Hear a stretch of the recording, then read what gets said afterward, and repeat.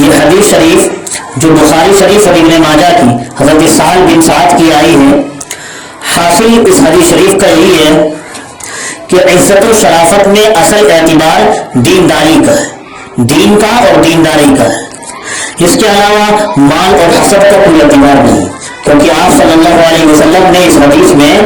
غریب دیندار آدمی کو مالدار سے بہتر اور افضل قرار دیا ہے۔ انسانوں کی عام حالت یہ ہے آج کے زمانے میں کہ دنیا کی دولت اور دنیا کی بڑائی ہی کو وہ اصل بڑائی اور قیمت کی چیز سمجھتے ہیں، اور اللہ کے جو بندے اس سے خالی ہوں اگرچہ ان کے پاس ایمان اور حسن عمل کی دولت کتنی ہی ہو، عام طور سے اہل دنیا ان کو حقیر اور ذلیل ہی سمجھتے ہیں۔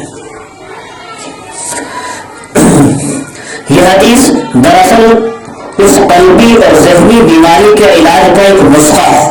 یہ سمجھیے۔ شارحین حدیث لکھتے ہیں کہ یہ حدیث اسی قلبی اور ذہنی بیماری کا علاج کا ایک نسخہ ہے۔ بہت ممکن ہے کہ حضور اکرم علیہ السلام کے پاس جو سائل اس وقت بیٹھے ہوئے تھے، جن سے آپ اس گفتگو میں مخاطب تھے، ان میں بھی اس مرض کے کچھ جراثیم موجود ہیں، اور آپ نے ان کی اصلاح کے لیے ہی گفتگو فرمائی ہو۔ اور شارحین حدیث نے یہ بھی لکھا ہے، حدیث کے ظاہری الفاظ سے بھی یہی سمجھ میں آتا ہے کہ دونوں گزرنے والے مسلمان ہی تھے، البتہ پہلے جو گزرے وہ دنیا کی دولت اور وجاہت میں برتر تھے اور دین کے لحاظ سے کمتر تھے، اور بعد میں جو صاحب گزرے وہ دنیا کے لحاظ سے تو کمتر تھے مگر دین اور تعلق مع اللہ میں برتر اور بلندر تھے۔ اسی فرق کی وجہ سے رسول اکرم علیہ السلام نے ارشاد فرمایا، پہلے جیسے تو اگر اتنی زیادہ تعداد میں ہو کہ اللہ تعالیٰ کی وسیع زمینوں سے بھر جائے تو بھی بعد میں گزرنے والے اللہ کا غریب اور مسکین جو بندہ ہے یہ ان سب سے بہتر ہے۔ اگر مالدار کثرت سے ہو کہ اللہ کی زمین بھر جائے، اور یہ ایک آدمی ہو غریب اور مسکین جس کا تعلق اللہ کے ساتھ ہو، وہ ان سب سے بہتر ہے زمین بھرے ہوئے لوگوں کے برابر سے۔ دین اور تعلق باللہ کی عظمت و رفعت کا کیا ٹھکانہ ہے، علماء نے اس حدیث سے اس کو ثابت کیا ہے۔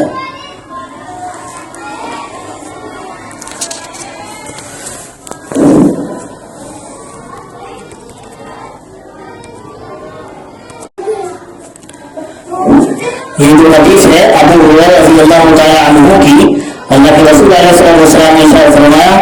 لا تغبطن فاجرا بنعمت،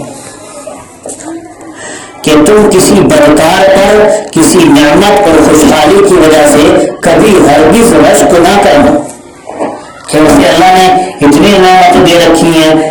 فاجر سے مراد یہاں کافر بھی ہو سکتا ہے اور فاسق بھی، کافر فاسق بدکار جو اللہ کا نافرمان ہے، چاہے وہ مسلمان ہے یا مسلمان نہیں ہے، دو اس سے مراد ہے۔ تو حضور نے فرمایا اس کے پاس نعمتیں دیکھ کر، اس کے پاس خوشحالیاں دیکھ کر کبھی بھی ہرگز رشک نہ کرو۔ جو اسلام لانے کے بعد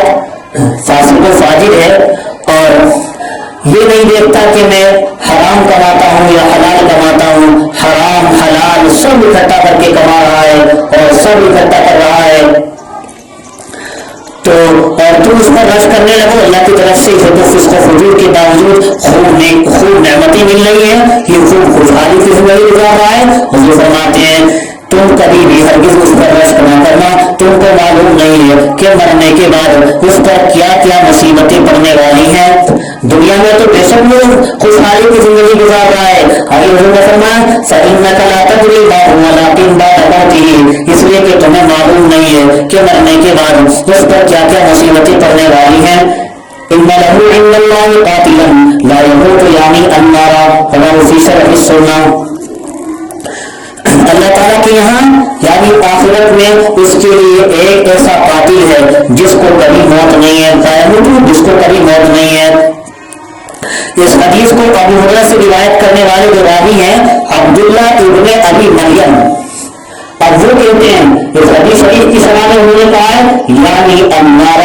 یعنی جہنم، حضور نے فرمایا اس کے لیے تو اللہ تعالیٰ کے پاس ایک قاتل ہے جس کو کبھی موت بھی نہیں آئے گی. وہ کون سا قاتل ہے؟ فرمایا یعنی النارا، وہ قاتل تو جہنم ہے. اس روایت کو شرح سنہ نے نقل کیا ہے. رسول کریم علیہ السلام کا مطلب اس قاتل سے دوزخ کی آگ ہے. مطلب کیا ہے؟ وہ بیچارہ ہمیشہ دوزخ کے عذاب میں رہنے والا ہے. اور اگر یہ ایمان لانے کے ساتھ ساتھ حرام کمائی کے ساتھ ساتھ اور فسق و فجور کے ساتھ ساتھ نعمت اور خوشحالی کی زندگی گزار رہا ہے تو ہمیشہ جہنم میں نہ رہے، لیکن اپنے اعمال کی سزا بھگتنے کے لیے جہنم میں ضرور جائے گا. اہل سنت والجماعت کا عقیدہ یہی ہے کہ ایمان والے کو ایک نہ ایک دن ایمان کی وجہ سے جہنم سے نکال لیا جائے گا، تو دوزخ کے عذاب میں یہ رہنے والا ہے. بس ایسے شخص پر بحث کرنا کتنی بڑی حماقت اور گمراہی کی